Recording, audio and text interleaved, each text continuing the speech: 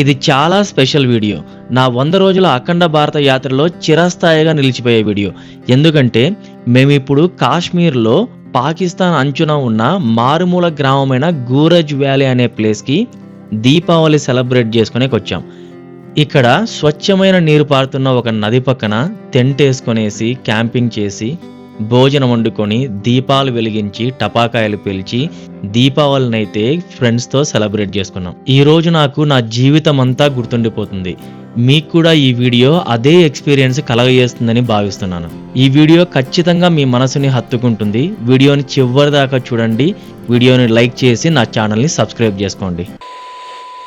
Hello friends, good morning from Gurez valley. మనం వచ్చేసి రాత్రి ఇక్కడికి వచ్చేసరికి దాదాపు 8 గంటలు అయింది. మనకు నైట్ కూడా వీడియో సరిగా రావు కదా, అందుకు నైట్ నేను వీడియో చేయలేదు.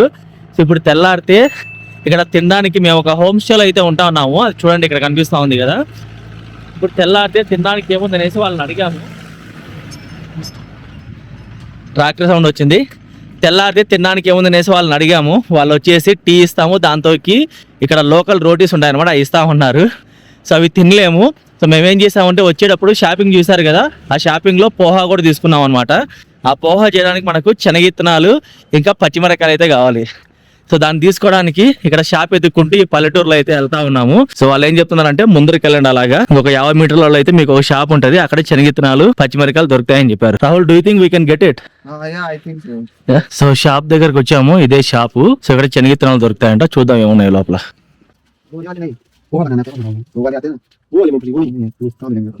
मिलेंगे आप थोड़ा ऊपर जाओ, थोड़ा ये जो पुल है ना.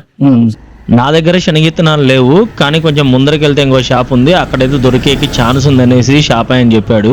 ఆయన చెప్పింది తినేసి ముందరికి పోతా ఉన్నాము. ముందర చూద్దాం ఏ షాప్ ఉందో అక్కడ దొరుకుతాయో లేదో.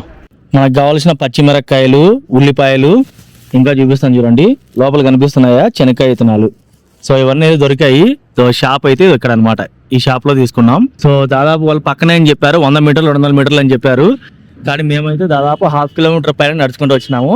సో ఇప్పుడు ఇంకా తిరిగి రూమ్ కి అయితే వెళ్తా ఉన్నాం. తిరిగి మళ్ళీ 1/2 కిలోమీటర్ నడుచుకుంటా హోమ్ స్టేకి వెళ్ళేకి మాకైతే ఓపిక ఉంది, కానీ అక్కడ హోమ్ స్టేలో మేము ఇవి తెస్తాము, ఫుడ్ ప్రిపేర్ చేద్దాం అనే వాళ్ళకైతే ఓపిక లేదు. వాళ్ళకి ఆకలి అవుతుందంట, ఎలాగలా త్వరగా వచ్చేయండి అన్నారు. సో ఈయన వచ్చేసి స్కూల్ టీచర్ అనమాట. మేము లిఫ్ట్ అడిగితే ఆపి లిఫ్ట్ ఇచ్చాడు. ఇక్కడ పక్కనే ఉన్న స్కూల్లో టీచర్ గా పనిచేస్తా ఉన్నాడంట. బయటికి వెళ్ళి సామాన్లు తీసుకొచ్చే బాధ్యత నీది, వంట వండి పెట్టే బాధ్యత మాది అనేసి ఆడంగులు చెప్పారు.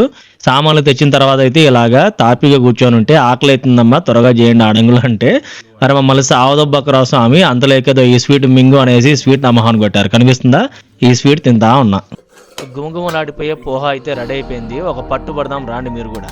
ఇక్కడ కనిపిస్తున్న వ్యూ మేముంటున్న హోమ్ స్టేలో మేముంటున్న డార్మెటరీ విండోలోంచి కనిపించే వ్యూ అనమాట. ఎంత బ్యూటిఫుల్గా ఉంది కదా.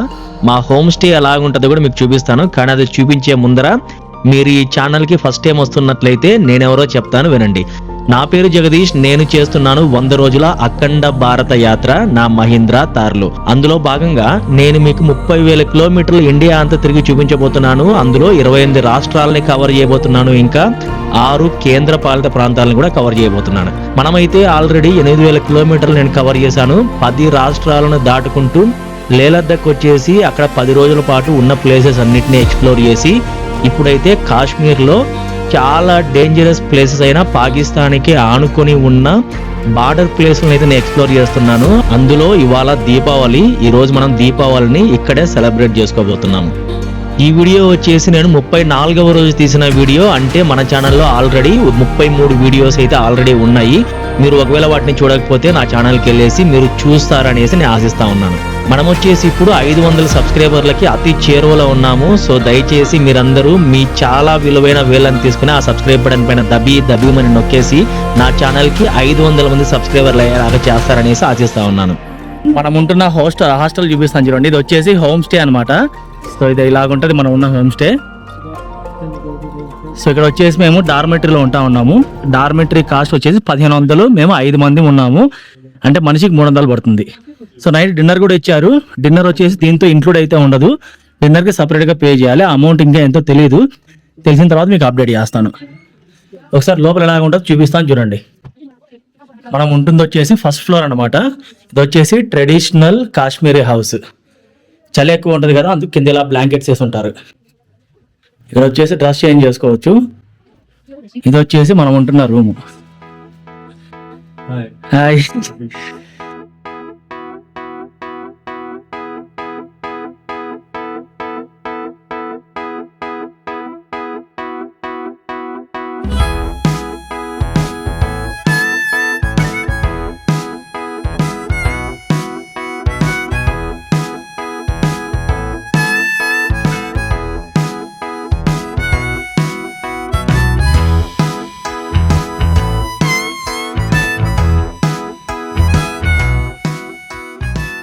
మనం వచ్చేసి ఇప్పుడు హబ్బా ఖాతున్ అనే ప్లేస్ దగ్గరకు వచ్చున్నాము. ఇది వచ్చేసి గూరాజ్ వ్యాలీ మనం ఉన్నాం కదా, ఆ హోటల్ దగ్గర నుంచి ఒక 5-6 కిలోమీటర్లు అయితే ఉంటది.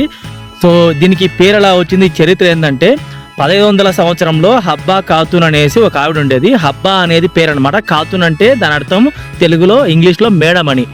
మనం మామూలుగా సారు మేడం అంటాం కదా, ఖాతున్ అంటే మేడం అని, హబ్బా అనేది పేరు. సో ఆవిడ వచ్చేసి ఆవిడ్ని నైటింగేల్ ఆఫ్ కాశ్మీర్ అంటారు. అంటే ఆవిడ పాటలు బాగా పాడేదంట ఆ కాలంలో. తర్వాత వచ్చేసి పద్యాలు, పొయట్స్ అవి కూడా రాసేదంట. ఆమె వచ్చేసి ఒక అబ్బాయికి ఇచ్చి పెళ్లి చేశారంట. పెళ్లి చేసిన తర్వాత వాళ్ళ అత్త వాళ్ళ ఇంటికి వెళ్ళిన తర్వాత ఆమెని, అంటే ఆమె పద్యాలని పాటల్ని రాయనీయకోకుండా వాళ్ళు ఎప్పుడు పనులు చెప్తా ఉండేవాళ్ళంట. లాస్ట్కి అయితే ఆమె డివోర్స్ అయితే తీసుకుందంట. ఇది జరిగింది 1500 సంవత్సరంలో. దాని తర్వాత ఆమె ఒకసారి నెత్తి మీద కడవ పెట్టుకొని, కడవలో వాటర్ ఉంటాయి కదా, ఆ కడవ నెత్తి మీద పెట్టుకునేసి ఇక్కడ వస్తా ఉంటే ఆ కడవ కింద పడిందంట. కింద పడటం వల్ల ఇక్కడ ఒక చిన్న సరస్సు లాగేది తయారైందంట. ఆ ప్లేస్ని హబ్బా ఖాతున్ అంటారు. ఇప్పుడు అది చూడడానికి మనం వచ్చాము ఇక్కడికి. ఇక్కడ చూడండి ఒకసారి, దారిలో వెళ్తా ఉంటే కొండ మేకలు అయితే కనిపించినాయి. మే మే అంటా ఉన్నాయి. నీకు సౌండ్ ఎందుకు రావట్లేదు, నేనే సౌండ్ చేస్తున్నా. కార్ అయితే ఇక్కడ పార్కింగ్ చేసి ఒక 100-150 మీటర్లు ఈ దారి గుండా మనం నడుచుకుంటూ వెళ్ళామంటే హబ్బా ఖాతున్ వస్తుంది. అక్కడికి వెళ్ళిన తర్వాత కొంచెం డౌన్కి దిగాల్సి ఉంటుంది అనమాట. డౌన్కి దిగితే మనకు కనిపిస్తుంది. సో ఇది కూడా మనకు ఒక స్ప్రింగ్ అనమాట. సో స్ప్రింగ్ అంటే ఏంటి, భూమిలో నుంచి పుట్టుకొచ్చిన వాటర్. సో మనము హాట్ స్ప్రింగ్స్ చూసాం చాలా చోట్ల, చుమతాంగ్లో, ఇంకా పనామిక్లో, ఇంకా పూగా వ్యాలీలో మనం హాట్ స్ప్రింగ్స్ ఆల్రెడీ చూసాము. ఇది వచ్చేసి కోల్డ్ వాటర్ స్ప్రింగ్ అనమాట. అంటే వేడి నీళ్ళు రావు, ఇక్కడ నుంచి చల్ల నీళ్ళు వస్తాయి. ఎందుకంటే హబ్బా ఖాతున్ గారు కడవలో ఆ విడాకులు అయిన తర్వాత ఆమె ఇంటికి వస్తా ఒక కడవలో వాటర్ తెచ్చుకున్నారు దారిలో తాగడం కోసం అనేసి. ఆ కడవ వచ్చేసి కింద పడిపోయి ఈ వాటర్ స్ప్రింగ్ తయారైందనేసి ఇక్కడ స్థల పురాణం అనమాట. సో కడవలో తాగడానికి అందరూ చల్లనీళ్ళగా తెచ్చుకుంటారు. సో అందుకు ఇక్కడ కోల్డ్ వాటర్ స్ప్రింగ్ అంటే చల్లనీళ్ళ నీటి ద్వారా వస్తా ఉంది. చూపిస్తాను రండి. సో ఇది వచ్చేసి హబ్బా ఖాతున్ స్ప్రింగ్స్ అనమాట. ఇది కనిపిస్తా ఉంది కదా, అదే హబ్బా ఖాతున్ అనే ఆవిడ వచ్చి కింద పడింది అని చెప్పాం కదా. కింద పడలేదు, ఆవిడ మోసుకుంటూ వస్తున్న కుండ కింద పడింది. ఆ కుండలో ఉన్న వాటర్ ఇలా పారుతా ఉన్నాయని చెప్పారు. ఇది వచ్చేసి చల్లనీళ్ళ స్ప్రింగ్ అనమాట. మామూలుగా మనం హాట్ స్ప్రింగ్ చూసాం కదా, చుమతాంగు, తర్వాత పనామిక్ దగ్గర, ఇంకా పూగా వ్యాలీ దగ్గర. ఇది వచ్చేసి చల్లనీళ్ళ స్ప్రింగ్. అక్కడ నుంచి వస్తా ఉన్నాయి కొండలో నుంచి. సో ఇది వచ్చేసి చల్లనీళ్ళ స్ప్రింగ్ అనమాట. కనిపిస్తుందా, అక్కడ పారుతా ఉన్నాయి చూడండి నీళ్లు, అక్కడ నుంచి వస్తా ఉన్నాయి. సో ఆవిడ 1500 సంవత్సరంలో కింద పడితే, కుండ కింద పడేస్తే ఆ నీళ్ళు ఇప్పుడు దాకా పారుతా ఉన్నాయి అనమాట. కొండగొర్రలు అయితే మళ్ళీ కనిపించాయి చూడండి, మళ్ళీ ఉన్నాయి. మే మే బాగా కొండ మీద నిలబడుకొని బాగా తింటా ఉన్నాయి అయితే. ఈ ఊరి పేరే గూరజ్ వ్యాలీ. ఇది వచ్చేసి అతి పురాతనమైన ఊరు. ఎలా చెప్తున్నానంటే, మేము తిరిగి హోమ్ స్టేకి వెళ్తా ఉంటే మార్కెట్లోంచి వెళ్లాల్సి వచ్చింది. ఇక్కడ లెఫ్ట్లో చూసినా రైట్లో చూసినా కానీ చెక్కలతో కట్టిన ఇండ్లు ఉన్నాయి. మమ్మల్ని ఇక్కడికి తీసుకొచ్చినాయని నేను అడిగాను, ఇవి ఎన్ని సంవత్సరాలు పురాతనమైనవంటే మినిమం అంటే 100 ఏళ్ల పురాతనమైనవంట. ఇప్పటికి కూడా చెక్కు చెదరకుండా ఉన్నాయి. ఇంకో 100 ఏళ్ల పాటు అసలు చెక్కు చెదరవు, ఏం కాదు ఇంట్లోకి అంటా ఉన్నాడు. ఎందుకంటే ఈ చెక్కలు ఒక ప్రత్యేకమైన చెట్టు నుంచి వస్తాయి. ఏ చెట్టు నుంచి వచ్చి చెక్కలు పడితే ఆ చెట్టు నుంచి వచ్చి చెక్కలు వీళ్ళు వాడరు. ఒక పర్టికులర్ చెట్టు ఉంటుందన్నమాట. ఆ చెట్టు నుంచి మాత్రమే చెక్కను తీసుకొని కడతారంట. అది వర్షం వచ్చినా, మంచు కురిచినా, ఎండకైనా కానీ 100 సంవత్సరాల పాటు చెక్కు చెదరకుండా ఉంటుందంట. మనం వచ్చేసి ఇప్పుడు కండియాల టాప్ లో ఉన్నాము. సో ఇక్కడ నుంచి మనకు గూరజ్ వ్యాలీ అయితే క్లియర్ గా కనిపిస్తుంది. ఒకసారి చూడండి మీరు కూడా.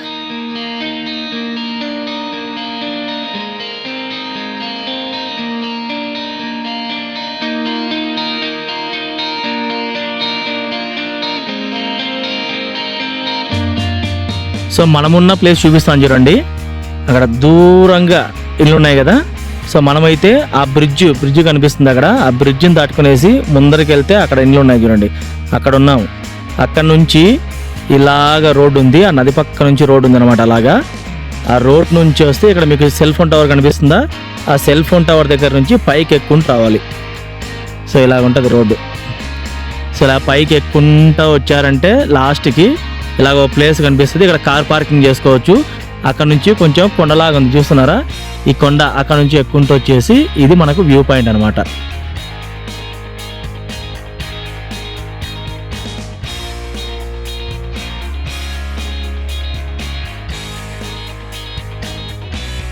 ఇక్కడ నడుచుకుంటూ వెళ్ళే కూడా మనకు దారి ఉందన్నమాట. కొద్దిసేపు ఏమైనా ట్రెక్కింగ్ చేయాలనుకుంటే ఇలా వెళ్ళొచ్చు మీరు. సో అక్కడికి వెళ్తే కొంచెం నీడ వస్తుంది. నీడ వచ్చిందంటే మనకు చూపించడానికి ప్లేస్ బాగా కనిపిస్తుంది. ఒకసారి అక్కడికి వెళ్ళి చూద్దాం. చూస్తున్నారు కదా గ్రీనరీ, పచ్చిక బయళ్ళు. ఇప్పుడు ఈ గూరేజ్ వ్యాలీకి రావాలనుకుంటే సీజన్ ఏంటి, మీరు శ్రీనగర్కి రావాలనుకుంటే మీకు ఏ నెలలో అయినా రావచ్చు, మొత్తం అంతా సీజనే. కానీ మీరు మంచు చూడాలనుకుంటే డిసెంబర్ లో వస్తారు. కానీ ఈ గూరేజ్ వ్యాలీకి రావాలనుకుంటే మాత్రం మీరు జూన్, జూలై, ఆగస్టు, సెప్టెంబర్ ఈ నెలల్లో వచ్చారంటే మీకు ఏంటంటే ఈ గ్రీనరీ ఉంది కదా, ఈ గ్రీనరీ ఇంకా ఎక్కువ గ్రీనరీ ఉంటది. అక్కడ కనిపిస్తుంది చూడండి రోడ్డు కాదు, నడుచుకుంటే దారి. అటువంటి దారిలో అలా పైకి వెళ్ళి ట్రెక్కింగ్ కూడా చేసుకోవచ్చు. ఆల్రెడీ తిరిగేసి వచ్చామాట అంతా. తర్వాత వచ్చేసి ఇక్కడ ఆకులు కూడా ఎల్లో కలర్ లో మారుంటాయి అనమాట మీరు ఆ టైంలో ఉన్న వచ్చారంటే. సో మీరు ఒకవేళ గూరేజ్ వ్యాలీకి రావాలనుకుంటే, అలాగే శ్రీనగర్ రావాలనుకుంటే, గూరేజ్ వ్యాలీ సీజన్ అయితే జూన్, జూలై, ఆగస్ట్, సెప్టెంబర్ ఈ 4 నెలలు. ఒకవేళ మీరు శ్రీనగర్ రావాలనుకుంటే సంవత్సరం అంతా సీజనే అంట. శ్రీనగర్ లో చూసామంటే ఓన్లీ టూరిస్ట్ ప్లేస్లు మాత్రమే ఉంటాయి. అదే ఇటువంటి చోటుకు వచ్చారనుకోండి, లోకల్స్ ఎలాగుంటారు, వాళ్ళ వేషధారణ, వాళ్ళ ఇండ్లు ఎలాగుంటాయి, వాళ్ళ తిండి ఎలాగుంటది, ఇక్కడ అన్ని ఎక్కువగా హోమ్ స్టేసే ఉంటాయి. సో వాళ్ళతో కలిసిపోవచ్చు అనమాట. సో ఇవాళ మేము నిన్న నైట్ ఉన్న హోమ్ స్టే కూడా చాలా ఫ్రెండ్లీగా ఉన్నారు వాళ్ళు. మేము వండుకోవడానికి వాళ్ళ వంట రూమ్ ఇచ్చారు. పొద్దున్న చూసారు కదా, మనం పోహా వండుకొని తిన్నాము. సో వాళ్ళ లైఫ్ స్టైల్, వాళ్ళ లోకల్ ఫుడ్, వాళ్ళు ఏం తింటారు, ఇవన్నీ కూడా మనం తెలుసుకోవచ్చు ఇటువంటి చోట్లకు వచ్చామంటే. సో వీటిని ఆఫ్ బీట్ ప్లేసెస్ అంటారనమాట. ఎక్కువ మంది టూరిస్టులు రారు. టూరిస్టులు అసలే రారా అంటే వస్తారు, ట్రావెలర్స్ వస్తారు ఎక్కువ, టూరిస్టులు కాదు. సో టూరిస్టులు ఏంటంటే వచ్చి ఫేమస్ ప్లేసులు చూసి వెళ్ళిపోవాలనుకుంటారు. ట్రావెలర్స్ వచ్చేసి కొంచెం యూనిక్గా ఉన్న ప్లేసులు చూడాలనుకుంటారు. సో ఇది అటువంటి ఒక ప్లేసు. దీని పేరు గూరేజ్ వ్యాలీ. ఇది వచ్చేసి శ్రీనగర్ నుంచి 125-130 కిలోమీటర్ల దూరం ఉంటుంది. సో మీరు ఓన్ వెహికల్ వచ్చినప్పుడు చాలా జాగ్రత్తగా రావాలి. టర్నింగ్లు అయితే చాలా ఎక్కువ ఉంటాయి, డేంజరస్ టర్నింగ్లు. అలా కాదు, మీరు క్యాబ్ బుక్ చేసుకొని వస్తే ఆ క్యాబ్ డ్రైవర్ ఎక్స్పీరియన్స్డ్ కాబట్టి సో అతను చూసుకుంటాడు. ఈ భయ్యానే మనకు క్యాంపింగ్ ప్రొవైడ్ చేసే భయ్యా అనమాట. ఈయన పేరు వచ్చేసి తన్వీర్. అదేంటి మీ దగ్గర క్యాంపింగ్ ఎక్విప్మెంట్ ఉంది కదా, మళ్ళీ అతని దగ్గర ఎందుకు తీసుకున్నారు అనుకుంటా ఉన్నారా? నా దగ్గర వచ్చేసి ఇద్దరు బట్టే ఒక టెంట్ ఉంది, రాహుల్ మాహి దగ్గర ఇద్దరు బట్టే ఇంకో టెంట్ ఉంది. కానీ మోహనీష్, నేహా కూడా ఉన్నారు కదా, వాళ్ళకి టెంట్ లేదు. సో అందుకు ఈ భయ్యా దగ్గర ఒక టెంట్ అయితే తీసుకున్నాము. ఇక్కడ ఉన్న ఊర్లలో అందరూ అమాయకులే అండి. ఈయన అసలు చాలా అంటే చాలా అమాయకుడు. లాస్ట్లో మేము డబ్బులు ఎక్స్ట్రా ఇస్తామన్నా, ఆయన అడిగిన దానికంటే ఎక్స్ట్రా ఇస్తామన్నా ఆయన వద్దంటా ఉన్నాడు. సో చాలా మంచోడు. సో వీలైతే నా క్యాంపింగ్ ఫోన్ నెంబర్ చెప్తాను, ఇక్కడ స్క్రీన్ పైన పెట్టి నాకు హెల్ప్ అవుతుంది అన్నాడు. నేను స్క్రీన్ పైన పెడతాను, డిస్క్రిప్షన్లో కూడా ఇస్తాను. మీరు ఒకవేళ ఏమన్నా గూరేజ్కి వస్తే ఈ భయాన్ని కాంటాక్ట్ అవ్వండి. చాలా అంటే చాలా మంచోడు, అన్ని అవసరాలు చూసుకుంటాడు, ఇంకా మీతో చాలా క్లోజ్ కలిసిపోతాడు. ట్రెక్కింగ్ చేసుకుంటా పైకి వెళ్ళే దారి ఇది. పైకి వెళ్ళామంటే వ్యూస్ చాలా బాగుంటాయంట. ఒకసారి పైకి వెళ్ళి చూపిస్తాను, వ్యూస్ చూసేయండి.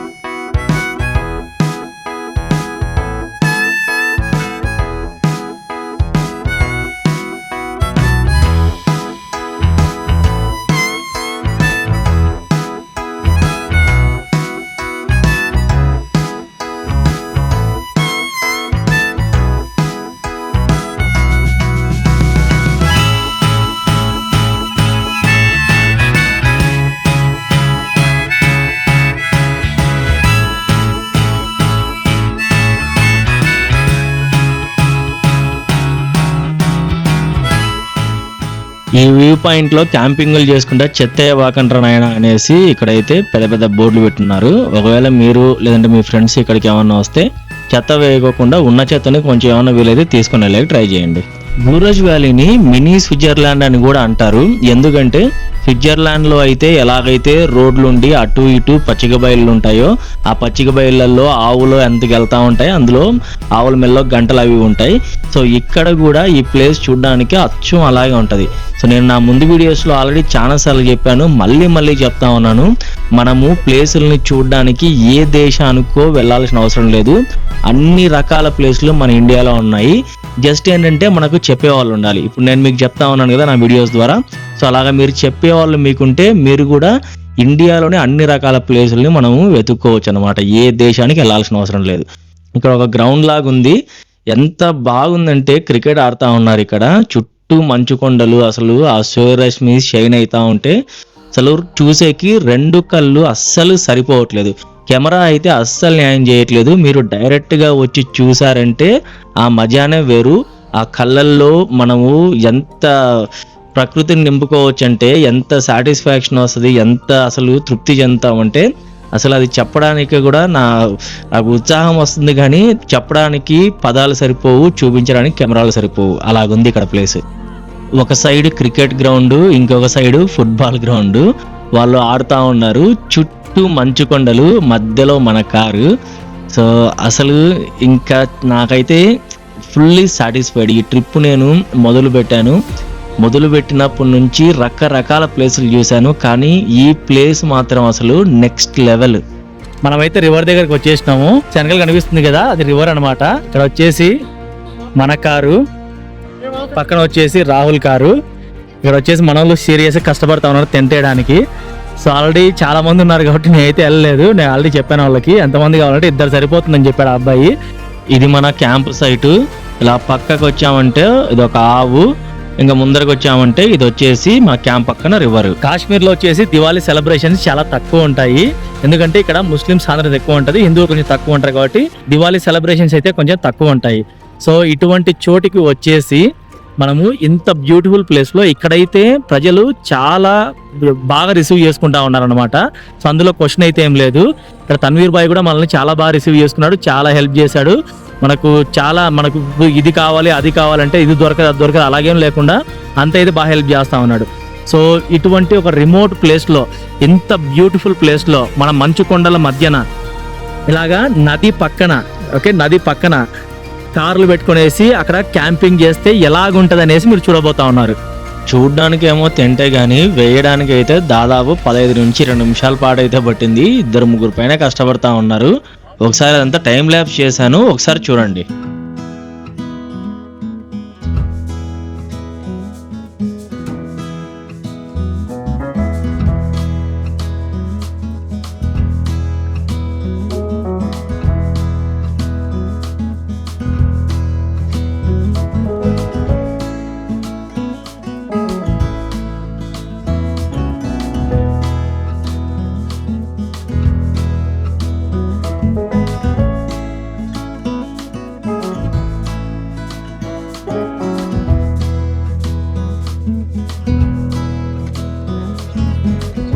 ఆ పెద్ద టెంటే కాకుండా ఇక్కడ ఉన్న చిన్న టెంట్ కూడా వేసాము. ఈ చిన్న టెంట్ ఎందుకు వేసామంటే ఇది ఇక్కడ మన భయ్యా ఉన్నాడు కదా, మన భయ్యా పడుకోవడం కోసం అనమాట.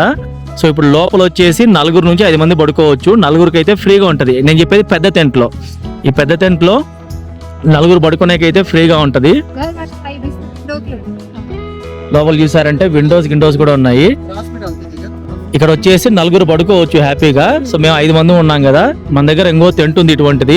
సో ఈ టెంట్ లో 2 పడుకోవచ్చు అనమాట. ఇది వచ్చేసి డెకాథ్లాన్ లో తీసుకున్నాము, 2500 రూపాయలు. సో ఇక్కడ ప్రాబ్లం ఏంటంటే మన భయ్య చూసారు కదా, మంచి హైట్ వెయిట్ పర్సనాలిటీ ఉన్నాడు. ఆ భయ్య నేను ఈ టెంట్ లో పడుకోవాలనేసి అనుకుంటా ఉన్నా, కానీ సరిపోతుందా లేదా అనేసి చూస్తా ఉన్నాం. టెంట్లన్నీ వేసిన తర్వాత ఈ లొకేషన్ ఎలాగుందో, మన టెంట్లు కారు పక్కన నది ఎలాగుందో ఒకసారి చూపిస్తాను చూడండి.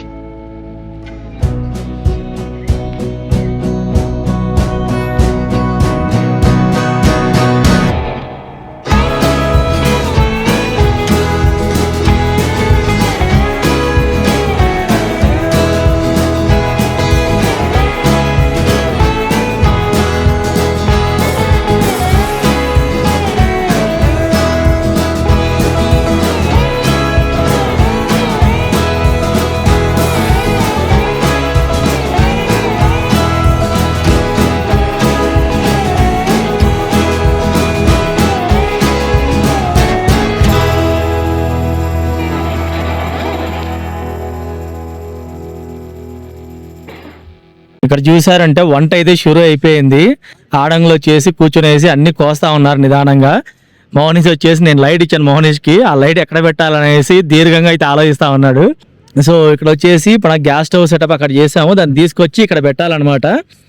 ఇదంతా మన వంట సామాన్లు ఎప్పుడు ఉపయోగిస్తామో అనుకుంటా ఉన్నాను, మొత్తానికి అయితే ఉపయోగించే టైం వచ్చేసింది. సో ఇప్పుడు వాటర్ ఎలాగంటారా, సో వాటర్ కోసం వచ్చేసి మన దగ్గర అయితే 20 లీటర్ల క్యాన్ ఉంది కదా, దాన్ని తీసుకెళ్ళి ఇప్పుడు మనం ఫిల్అప్ చేసుకొని రావాలన్నమాట. అక్కడ చూస్తా ఉన్నారా, where is the can can already తీసుకెళ్ళిపోయారనుకుంటా. మన రాహుల్ వచ్చేసి క్యాన్ తీసుకున్నాడు, ఇందులో 20 లీటర్ల వాటర్ అయితే పడుతుంది, దాన్ని వీళ్ళు ఫిల్అప్ చేసుకొని వస్తారు ఇప్పుడు. So what we are going to cook, okay. So మనం ఏం చేస్తామంటే దాన్ని పలావ్ అంటాం కదా, ఇక్కడ వచ్చేసి దీన్ని పులావ్ అంటారు. దాంతో వేయడానికి వెజిటబుల్ పలావ్ అనమాట. దాంతో వేయడానికి మన దగ్గర వెజిటబుల్స్ ఉన్నాయి, సోయా ఉంది, ఇంకా మన దగ్గర టమోటాలు, ఆనియన్స్, అక్కడ చూస్తున్నారు తెల్లవాయలు. నేహ అయితే చాలా కష్టపడి తెల్లవాయలు అయితే వలుస్తూ ఉంది. You did a heavy job. I'm a heavy driver. Pulao చేయడానికి లేట్ అవుతుంది, మ్యాగీ అయితే త్వరగా అయిపోతుంది అనేసి ఫస్ట్ మ్యాగీ చేద్దాం అనుకున్నాము.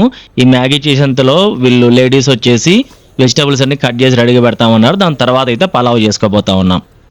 So girls are preparing food and boys are helping. I'm preparing Maggie as well. And I'm taking videos for everyone. Hey, boys are preparing Maggie as well. One boys are preparing Maggie, so boys are not less in that. Maggi ready అయిపోయింది, చూసారు కదా, ఇంకా తింటా ఉన్నాము. Maggi తిన్న వెంటనే మళ్ళీ ఆకలి అవుతుంది మాకు, ఎందుకంటే మ్యాగీ కొంచెమే వచ్చింది. సో ఇప్పుడు పలావ్కి అన్ని వెజిటేబుల్స్ అన్ని కట్ చేసి రెడీగా పెట్టుకున్నాము. పలావ్ కుకింగ్ స్టార్ట్ చేయాలనేసి స్టవ్ వెలిగిస్తా ఉంటే లైటర్ కొంచెం ప్రాబ్లం వచ్చింది. మొత్తానికి అయితే స్టవ్ వెలిగింది, పలావ్ ప్రిపరేషన్ కూడా మొదలైపోయింది. రాహుల్, నువ్వేం చేస్తున్నావు? నువ్వేం చేస్తున్నావు? అదే what you are doing? I am just, putting the lights over the tents. So you can see like I have already. ఒక లైట్ అయితే ఆల్రెడీ పెట్టినాము, ఎందుకంటే దీపావళి అంటే లైట్లు లేకుండా, పటాకులు లేకుండా, స్వీట్ లేకుండా అవ్వదు కదా. సో ఆల్రెడీ హెడ్ షెఫ్ వచ్చేసి చాలా కష్టపడుతుంది. She is the head chef. లోపల వచ్చేసి మోహనీష్, నేహ వచ్చేసి డిఫరెంట్ టాస్క్ లో ఉన్నారు, మనమే తక్కువ హెల్ప్ చేస్తున్నాము. సో ఇది వచ్చేసి ఒక మనిషి చేయాల్సిన పని, ఇద్దరం కలిసి దూరుకున్నాం అంటే అసలు చెడిపోతుంది. Very complicated. మనోళ్ళు వచ్చేసి మనం పెద్దగా పని చేయట్లేదని తిట్టుకుంటా ఉన్నారు, కానీ పాత్రలు నేనే కడిగాను, తర్వాత ఆలు నేనే కడుక్కొని వచ్చాను, చాకులు సప్లై చేశాము, వంట సామాన్లు. Introduce. ఇక్కడ వచ్చేసి ఇద్దరు ఎక్స్పర్ట్లు కలిసి గులాబ్ జాములు అయితే చేస్తూ ఉన్నారు. ఈ బ్యాండ్ ఉంది కదా, ఈ బ్యాండ్ కూడా రాహుల్ ఇచ్చాడు అనమాట. చలి పెడుతుందిరా చెవులు కప్పుకో అని చెప్పేసి ఇచ్చాడు. గులాబ్ జాములు చేసింది మనమే, అంటే గులాబ్ జామ్ పిండి మిక్స్ ఉంటుంది కదా, దాంతో వాటర్ వేసి కలిపిన తర్వాత ఉండలు చేసింది మనమే. ఉండలు చేయడం చాలా ఇంపార్టెంట్, ఎందుకంటే వాటిని కరెక్ట్గా చేయలేదనుకోండి అవి వచ్చేసి టపి అని పెళ్ళిపోతాయి అనమాట, పటాకుల్లాగా. సో మనకు దీపావళి పటాకులు అవసరం ఉండదు. సో వాటిని గట్టిగా అయితే ప్రెస్ చేసి బాగా నీట్గా చేశాను. మన వాళ్ళు వచ్చేసి ఇప్పుడు డీప్ ఫ్రై చేస్తూ ఉన్నారు. గులాబ్ జాములు అయితే రెడీ అవుతా ఉన్నాయి. ఇవి నానిన తర్వాత చుప్పుకి అని తినేసేదే. సైజ్ చూసారు ఎట్లున్నాయో, లడ్డూలు, బందర్ లడ్డూలు లాగా ఉన్నాయి, తినేద్దాం. ఇక్కడ చూస్తున్నారు కదా పోలా, అదిరిపోలా ఆ లెవెల్లో ఉంది. కుక్ చేసింది ఎవరు తెలుసా? కుక్ చేసింది అయితే నేను కాదు, ఇక్కడ కనిపిస్తూ ఉంది కదా ఆ అమ్మాయి కుక్ చేసింది, చాలా కష్టపడింది. వీఆర్ ఆల్ హెల్ప్డ్, అందరం హెల్ప్ చేసాము. మొత్తానికి అయితే ఇత్తనం వేసి చెట్టు నాటితే మొత్తానికి పండ్లు వచ్చాయి. Special credit goes to me, because I don't know why they are giving credit to me. So ఇచ్చినప్పుడు యా, తినేది అయిపోయింది, తిన్న వాటిని కడిగేది అయిపోయింది, అంతా క్లీన్ చేసి ఆరాంగా అయితే చలిమంట వేసుకొని కూర్చున్నాము. ఒకసారి ఎంత సెటప్ అంతా చూడండి ఎలాగుందో మన ఫైనల్ సెటప్.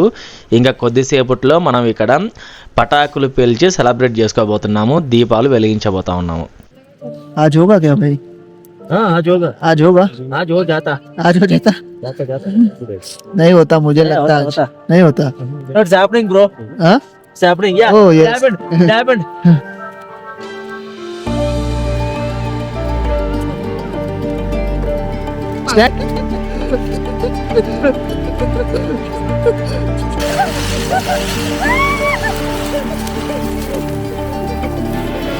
अरे बहुत ज्यादा पावर है इसमें. Come on, dance.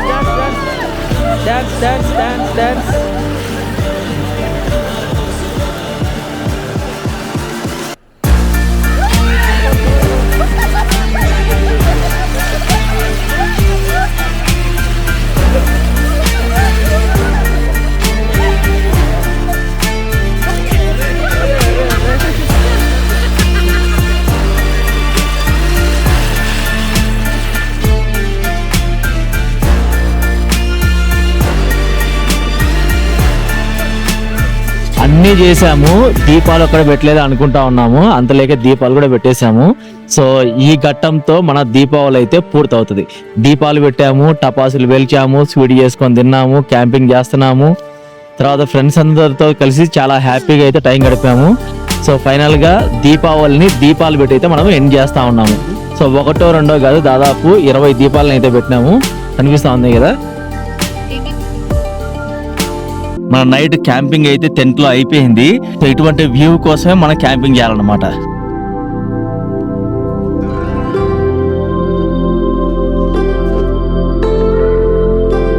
రాత్రి టెంపరేచరు -3 డిగ్రీల వరకు పడిపోయింది. అందుకు గాల్లో ఉన్న తేమ ఈ టెంట్ పైన చిన్న చిన్న ఐస్ ముక్కల్లా కట్టుకుంది. తెల్లారిత సూర్యుడు వస్తానే ఆ ఐస్ ముక్కలు కరిగి ఇలాగా పొగలాగా పైకి వెళ్తా ఉంది. ఇది ఏంటంటే మంచే. రాహుల్ వచ్చేసి చాలా ధీరంగా ఆలోచిస్తా ఉన్నాడు. ఎందుకు ఆలోచిస్తున్నాడు చెప్తాను చూడండి. ఈ టీ చేస్తున్నారు కదా, టీలో ఉప్పు వేసాడో చక్కెర వేసాడో తెలియదు అనమాట మనోడికి.